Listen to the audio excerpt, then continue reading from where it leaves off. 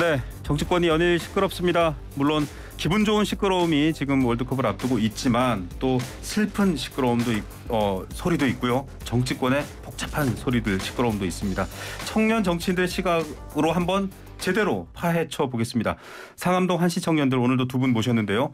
먼저 권지웅 민주당 전 비대위원 나오셨습니다. 어서 오십시오. 반갑습니다. 네, 김용태 국민의힘 전 최고위원 나오셨습니다. 어서 오십시오. 네, 안녕하십니까. 국민의힘 김용태입니다. 네, 오랜만에 나오셨네요. 자, 어제 일단은 본회의가 통과된 이태원 참사 국정조사 통과 안 될 것처럼 봤습니다. 대통령실의 입장이 사실 좀 굉장히 강경했었고 그럼에도 불구하고 예산안과 기간, 대상을 좀 축소하면서 됐는데 아직은 좀 불안불안하게 보시는 분들도 있는 것 같아요. 자, 이 국정조사 합의와 통과 어떻게 보고 계시는지 각자 입장을 좀 먼저 말씀해 주시면 좋을 것 같습니다. 저부터 얘기 드릴게요. 저는 너무도 당연히 국회가 해야 될 일을 하고 있는 부분이라고 생각됩니다. 물론 이제 정치권에서 보기에 이것이 어떤 여당, 야당 혹은 어떤 당에 유불리가 있을 수는 있습니다. 근데 그렇다고 해서 지금 길을 걷다가 158명이 그 자리에서 돌아가셨고 그보다 또 많은 사람들이 지금 다친 상태이지 않습니까? 그래서 근데 특히나 이 사건이 군중합사 사건인데 조금만 관리가 되었어도 목숨을 잃지 않았을 사람들이라 이 부분은 사실 저는 논란이 좀 있었다 손 치더라도 그리고 이번에 통과되지 않았다 손 치더라도 통과될 수밖에 없었던 국정조사였다 이렇게 생각합니다. 통과될 수밖에 없었던 것이다. 저는 여야가 모처럼 만에 좀 기지를 발휘해서 조금씩 더 여야가 양보를 해서 이번 안을 좀 합의에 이른 것이 굉장히 좀 어떻게 보면은 잘된 것이라고 생각해요. 그러니까 여당의 국정의 운영을 하는 여당의 입장에서 봤을 때 이태원 참사라는 국민적 아픔에 대해서 이것을 본질적으로 무엇이 문제가 있고 다시는 이러한 일이 없을 수 있도록 그러한 시스템적으로 국정조사가 필요한 것도 사실이지만 국정을 총괄하는 여당의 입장에서 봤을 땐 이것이 자칫 정쟁으로 이어져 가지고 또 다른 분야에 있어서 정쟁이 더 심화되는 것을 또 방지하는 그러한 두 가지의 임무가 있었는데 야당의 양보와 또 여당의 양보가 잘 이루어져 가지고 이러한 문제에 합의를 이뤘다는 것에 있어서 좀 기지를 발휘한 것 아닌가 생각됩니다. 네, 승패가 없는 무승부여도 기분 좋았던 어제 대표팀 경기처럼 여야가 좀 국민들에게 박수 받을 일이 많았으면 좋겠습니다. 좀 구체적인 얘기로 들어가 볼 텐데요. 자, 지금 특수본이 수사를 하고 있고 관련자들이 소환되고 있습니다만 국정조사라는 것은 사실 형사 책임을 묻게 한 수사가 아니라 전반적인 책임과 원인을 다 밝혀내는 겁니다. 어제 저희가 그 배우 이지한 씨 어머니 아버지를 동시에 연결해서 그러니까 각각 다른 분을 연결해도 힘들었지만 사실은 한 아이를 잃어버린 어머니 아버지를 동시에 연결해서 말씀을 드렸는데 굉장히 마음이 아프더라고요. 근데 아버님은 이런 얘기도 하셨어요. 유족끼리 못 만나겠다 의도적으로. 그래서 밝힐 게 한두 가지가 아닐 것 같은데 일단은 시간을 좀 여유롭게 드리겠습니다. 두 분 청년 정치인이 사실 이태원 참사를 누구보다 가깝게 느끼실 것 같아서 국정조사에서 이거 밝혀야 된다라는 얘기를 좀 각자 밝혀주시면 좋을 것 같아요. 원하시는 분 먼저 하시죠. 일단은 사실은 가장 이제 마음이 아픈 건 충분히 막을 수 있었던 참사였는데 왜 못 막았는가. 그러니까 저는 제일 납득되지 않았던 건 112 신고센터에 신고가 11차례나 됐는데 왜 그것이 다른 방식으로 조치되지 않았는가가 제일 궁금한 것 같아요. 그러니까 그런 것들을 가지고 이제 왜 예방하지 못했는가가 있고 그 전에 또 대비하지 못했는가가 있는 것 같아요. 그러니까 한 3일 전부터 그 보고서가 있었다고 하잖아요. 그러니까 인파가 많을 것 같고 여기에 대한 어떤 다른 조치가 필요하다고 알려져 왔는데도 그게 조치가 되지 않았고 예년을 보더라도 용산구청장이 함께 하면서 그 인파관리와 관련된 조치를 했다고 해요. 그리고 제가 듣기로는 용산경찰서에서 가장 중요한 지역이 이태원 지역이라고 합니다. 그래서 원래는 거기는 되게 경찰서 차원에서 관심사 지역이었던 거예요. 항상 주요하게 관리하는 곳이고 그리고 그 할로윈이라고 하는 축제는 그 중에서도 또 중요한 시기였던 것이죠. 근데 그것이 작동하지 못했던 것들에 대한 게 있을 테고 근데 지금 속속들이 드러나는 건 방금 앵커께서 이야기하신 대로 그때 유가족분이 기자회견 하시는 그 날에도 유가족인 내가 참사 17일 후에나 비밀 모임 하듯이 몰래 만난다. 그러니까 몰래 만나야 될 이유가 전혀 없지 않습니까? 그리고 유가족께서 계속 이야기하시는 게 나와 비슷한 아픔을 겪고 있는 사람을 만나는 것만큼 나에게 위로되는 일이 없는데 왜 그것이 아주 몰래 사적으로 이루어졌는지 모르겠고, 그리고 이어서 또 마지막에 질의응답을 하다가 한 유가족분께서는 이렇게 말씀하셨어요. 아니 왜 나한테 묻지 않고 이름과 얼굴을 지운 채로 추모를 했냐. 나한테 한 번이라도 물었어야 되는 거 아니냐. 왜 그걸 하지 않았느냐고 막 소리를 치세요. 네. 그러니까 저는 이게 참사 이후에도 있었던 여러 가지 일들이 좀 의아합니다. 네. 그러니까 처음에 이제 참사가 일어난 다음에 이튿날인가 그때 경찰서에서 보고서를 쓴 것의 내용을 보면 이게 국정을 좀 안정화하기 위해서는 이러이러한 조치를 해야 된다고 이런 네네. 식의 그러니까 정보 보고 같은 것들 그렇죠. 있었죠. 그러니까 이게 이제 진짜 사건의 수습 유가족을 어떻게 잘 유가족에게 맞는 조치를 할 것이냐가 아니라 정권을 유지하기 위한 어떤 조치들을 바로 이튿날 보고를 올려요. 그리고 꽤 그것들을 이상민 장관에 의해서 집행된 듯한 이미지를 받습니다. 네. 근데 그런 것들이 밝혀져야 정부가 해선 안 되는 일과 해야 할 일이 구분될 것 같고, 그게 우리의 준거가 되어서 앞으로 어느 사람이 공직을 맡더라도 이런 어떤 비참한 일들이 이뤄지지 않게 되지 않을까 싶습니다. 네, 뭐 권지용 전 위원의 말씀대로 이태원 참사 발생 이후에 정부의 대처에 대한 부분도 물론 국정조사를 통해서 한번 점검해야 될 필요가 있습니다만, 우리가 지금 이 시점에서 보다 더 집중해야 될 것은 저는 말씀하신 대로 그 이태원 참사를 예방할 수 있었지 않았을까, 여기에 좀 집중해가지고 경찰의 그 많은 국민들께서 분명히 궁금해하시는 부분이 그런 지점이거든요. 112 상황실에 저녁 6시부터 18시부터 이러한 어떤 제보 전화, 압사를 당할 것 같다, 신고 전화, 그런 구체적인 표현이 이 신고를 통해서 들어왔음에도 불구하고 왜 경찰은 여기에 대해서 조치를 취하지 않았는가. 또 그 당시에 상황관리관이 왜 관례적으로 112 상황실에 자리를 잡지 않고 있는가. 이 전반적인 관료주의적인 관점에서 왜 경찰의 대응이 이렇게 될 수밖에 없었는가에 대해서 보다 더 집중해서 다시는 이러한 어떤 안전 시스템이라든지 치안 문제에 대한 것이 발생했을 때 경찰의 조치가 바로바로 이루어질 수 있도록 하는 그런 전반적인 시스템이나 이러한 것을 좀 보는데 보다 더 집중해야 되지 않나 싶습니다. 네, 뭐 두 분의 말 모두 사실 국민들이 원하는 바이고, 어제 고 이재한 씨 부친 같은 경우에는 현장을 갔던 경찰관들은 왜 조치를 하지 않았느냐, 더 적극적으로, 물론 거기서 막 목소리를 외치는 경찰관의 모습도 있고 노력하신 분들도 있습니다만 밝혀야 될 것들이 많다 이 얘기인데요. 앞서 언급된 거지만 또 이제 많이 논의가 됐지만 얘기를 해보겠습니다. 왜냐하면 지금 유족들이 새로운 주장을 하고 있기 때문인데, 대통령실과 국민의힘에서는 사실 조문을 굉장히 뭐랄까요, 그 영정 위패라든지 명단 공개라든지 또 그런 부분들에 대해서, 또 유가족들의 동의 이런 것들을, 정진석 비례위원장 같은 경우에는 뭐 그분들이 정치를 대변하느냐, 유가족 동의 얻었느냐, 그러니까 뭔가 그런 스탠스 때문에 유족들이 뭐 심지어는 뭐 윤석열 대통령을 뽑으신 분들인데도 선거 때 굉장히 지금 섭섭해하고 여당과 대통령실에 대한 날이 서 있습니다. 그런 부분 과거 세월호 때도 심지어는 박근혜 정부 때였는데 이주영 장관이 진도체육관에서 끝날 때까지 있었거든요. 근데 왜 지금 이렇게 이거 어떻게 의도가 뭐죠? 그 유가족분들이 말씀하셨던 것, 기자회견을 보니까 우리는 그 무엇보다도 대통령의 사과를 원한다라는 그 말씀이 좀 기억에 남는 것 같아요. 그러니까 대통령께서 종교 관련해가지고 그런 위령 집회라든지 이런 데 추모 집회 가셔가지고 간접적인 언급은 하셨습니다만 공식적으로 아직까지 여기에 대해서 좀 사과를 안 하시고 계신 것 같아서 대통령은 내각 총괄이시잖아요. 그러니까 대통령의 잘못이 있고 없고를 떠나서 행정부를 총괄하는 수반의 최고 책임자로서 이 국민들이 아파하는 이 부분에 있어서는 저는 공식적으로 사과를 하셨으면 어땠을까. 지금도 늦지 않았다고 보여지고요. 지금도 늦지 않았다. 그렇게 사과하는 그 통해서 국정조사를 그때 이미 먼저 발표하셨더라면 수용하겠다. 저는 그러한 것이 국민들과 유가족이 원하는 방향 아니었다.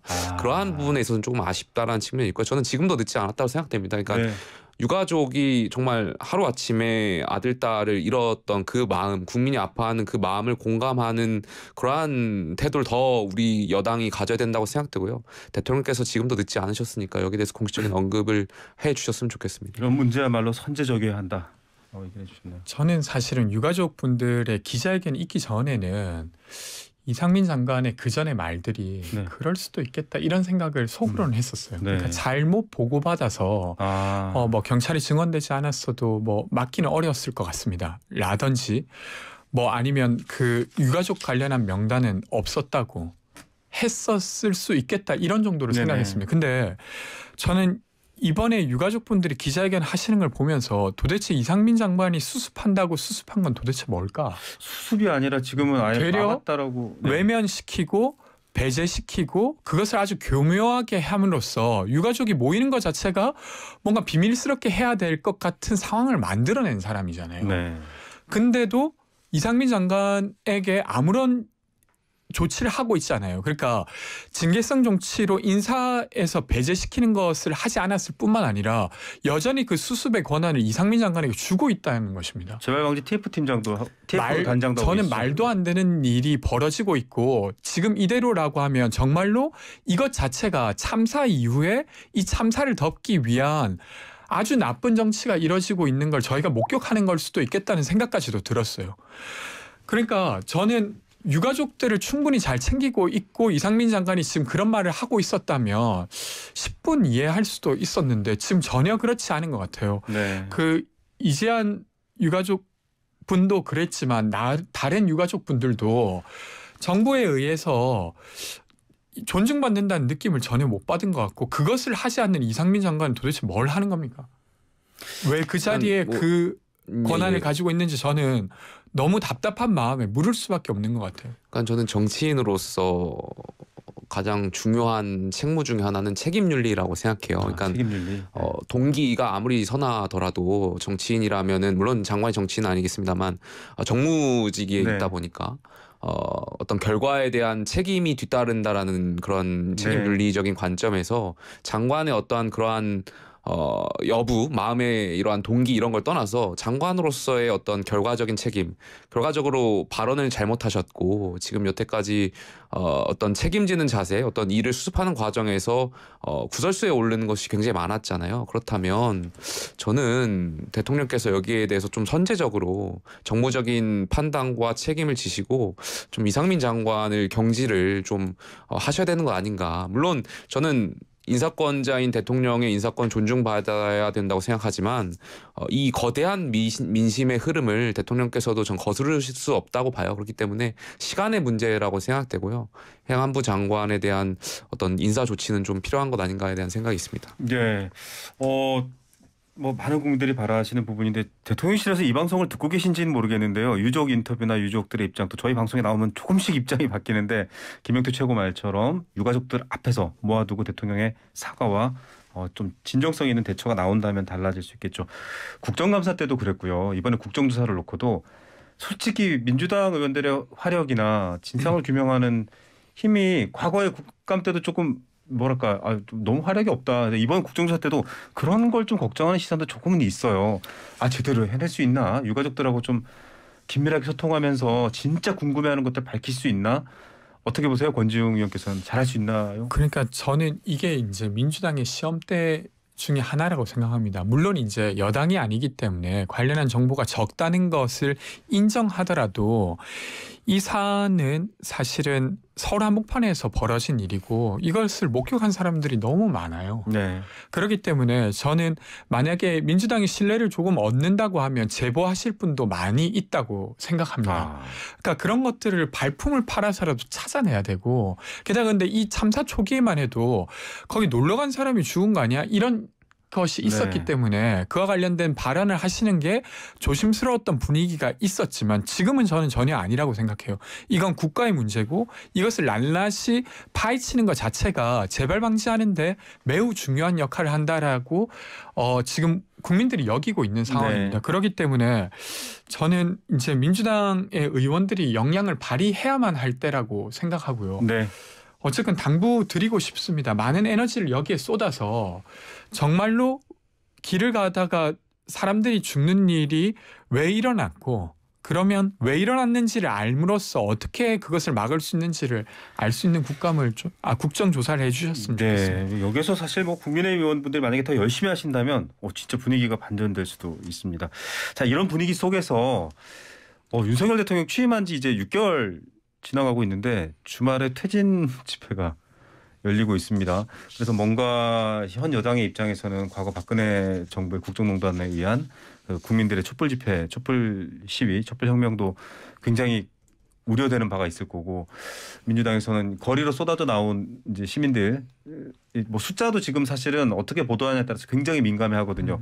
퇴진 집회라는 이 상황에 대해서 어떻게 보는지 이건 이제 김영태 최고위원죠. 예. 저는 뭐 여기에 대해서 퇴진 집회에 대해서 야당의 국회의원들이 직접 나가셔서 목소리를 내고 하는 것은 저는 좀 지양하는 게 맞지 않나 싶어요. 그러니까 시민들이 모이는 건 모르겠지만 시민들이야 야당 정치인이 거기 가서 뭐 하실 수 있는 거라고 보고요. 뭐 그분들의 표현의 자유가 있으신 거니까요. 근데 야당의 국회의원이라고 하면 헌법기관이잖아요. 그러니까 국민들께서 국회의원, 야당 국회의원에게 특히 바라는 지점이 있다면 여당과 정부가 잘못하는 부분이 있으면 물론 건강한 비판을 하고 여기에 대해서 정부와 여당도 수용하는 점이 필요하겠죠. 다만 정말 위기 상황이잖아요. 말씀하신 대로 이태원 참사라는 사회 문화적인 위기고 저희 경제 위기고 안보 위기고 이 복합적인 위기 안에서 야당도 여기에 대해서 중지를 모으고 국정 운영을 도울 수 있도록 하는 그러한 야당이 필요한 것이지 여기에 대해서 정쟁으로 이어져 가지고 대통령을 퇴진하라 이렇게 구호를 외치는 야당 국회의원들은 저는 국민들이 봤을 때 바람직한 야당의 국회의원이라고 생각하지 않을 것 같아요. 그래서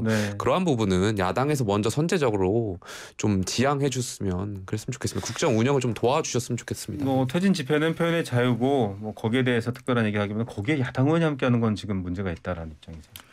저는 이 부분을 좀 두 가지로 나눠서 생각하고 있는데 일단 민주당의 구성원 입장에서는 저는 그렇게 퇴진이라고 하는 구호를 내세운 집회에 민주당 의원이 가는 건 좋지 않다고 생각해요. 그리고 민주당 내에서 되려 그런 이야기가 나오면 좋겠어요. 그러니까 윤석열 정부가 잘못하고 있는 게 많지만 당장 뭐 탄핵이 아니더라도 퇴진해야 된다고 주장하는 건 좀 과도하지 않나라고 하는 스스로 자성의 어떤 목소리가 필요한 건 맞는 것 같아요. 근데 예를 들면 야당 의원이 퇴진이라고 하는 구호를 걸었다고 해서 그 어떤 주장을 너무 폄훼하거나 아니면 일축시키는 건 저는 썩 바람직하지 않다고 생각합니다. 과거에도 문재인 대통령이 취임하고 그 다음 해에 심재철 5선 의원, 국민의힘 의원이 그리고 김진태 의원, 재선 의원이 퇴진 집회에 성명을 같이 했었어요. 그리고 그 다음 2019년에도 박인숙 의원인가 분이 삭발을 하면서 퇴진에 동참해달라고 말하기도 했죠. 그러니까 이 퇴진이라고 말하는 것은 되게 조심해야 될 말이지만 또 한편으로 상징적 의미인 것이지 당장 이것을 놓고 뭐 헌법 질서 유린이다 이렇게 말하는 거는 저는 그게 되려 여당이 지금 사실 그 퇴진 집회라고 하는 것의 구호가 두 가지였거든요. 그러니까 이태원 참사 관련해서 국정조사 받아라. 라고 하는 것과 사과해달라 이런 게 이제 메인인 집회라고 저는 알고 있습니다.